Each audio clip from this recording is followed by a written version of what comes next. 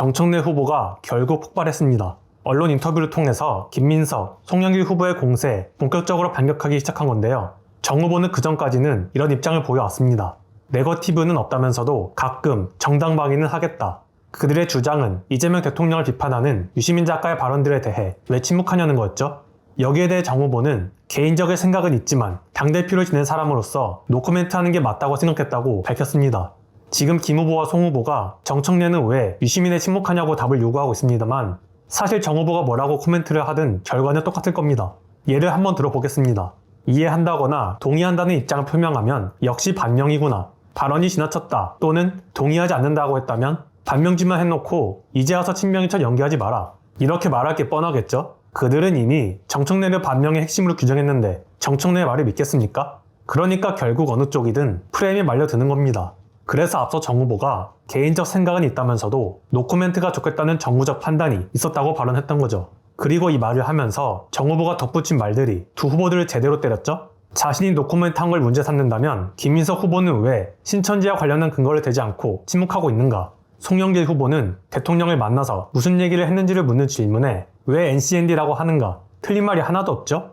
정청래 후보는 자신이 당선되면 야당 대표라는 주장에 대해서는 허상이고 프레임이라고 반박했습니다. 맞습니다. 지금 여당 당대표를 뽑는 것이지 야당의 당대표를 뽑는 게 아니잖아요? 세상에 여당 전당대회에서 야당 대표를 뽑는 전당대회가 어디 있습니까? 이 말은 지금 열린 민주당 전당대회가 사실상 국민의힘 전당대회라는 건데 그럼 김민석, 송영길 후보도 야당 대표 후보겠네요? 정청래 후보가 크게 분노했다는 말 그대로 분노할 수밖에 없는 게 이건 단순 반명을 넘어 아예 국힘의 대표라는 발언인 거잖아요? 그리고 정 후보를 따르는 지지자들도 국힘 지지자라는 소리고요. 정 후보가 내란 청산을 위해 얼마나 노력했는지 벌써 잊은 겁니까? 특히나 소나무당 전 대표였던 송 후보의 경우는 더욱 말을 아껴야 한다고 봅니다. 한편 형소법 개정안 통과로 3대 개혁이 마무리되면서 연임이 필요 없다는 주장에 대해서도 답을 했죠. 검찰 개혁, 1인 1표 당원 주권 정당됐으니 할 일이 없다? 그건 천만의 말씀, 더 할 일이 많아진다. 민생이 개혁이고 개혁이 민생이라고요.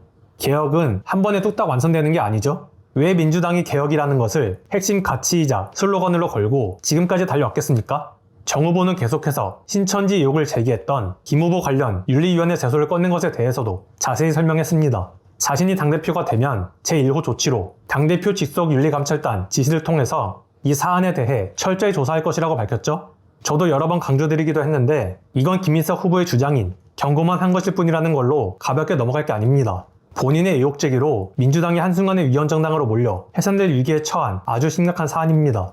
그런데 근거를 제시하겠다던 김 후보가 지금도 계속 미루고 있죠. 본인 스스로 근거가 있다고 했으니 빨리 제시해서 이 굴레에서 벗어나야 합니다. 정청래를 저격한 게 아닌 100번 양보해서 본인 주장대로 단순 경고를 한 것이라고 쳐도 결국 스타트는 본인이 끄는 거지 않습니까?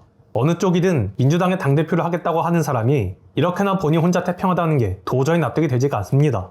이 때문에 정 후보가 말미에 이건 어느 누가 당대표가 되든 반드시 1호로 해야 할 일이라고 밝힌 거죠. 정 후보 입장에서는 되도록 근거가 있다는 김 후보가 먼저 밝히기를 바랬지만 이젠 더 이상 미룰 수 없는 겁니다.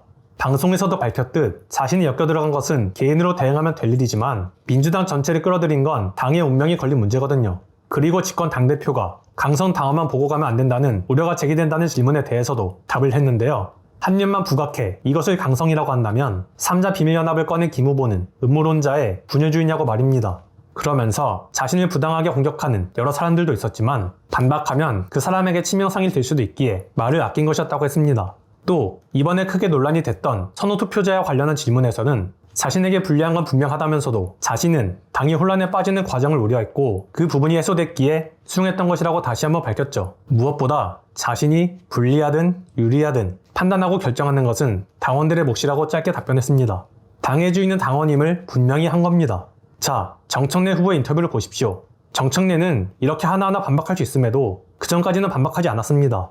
지난 내란 국면에서 살펴본 막힘없던 정청래의 모습과는 많이 다르죠? 지금은 민주당의 전당대회, 억울하더라도 상대를 같은 동지로 인정하고 있었기 때문입니다.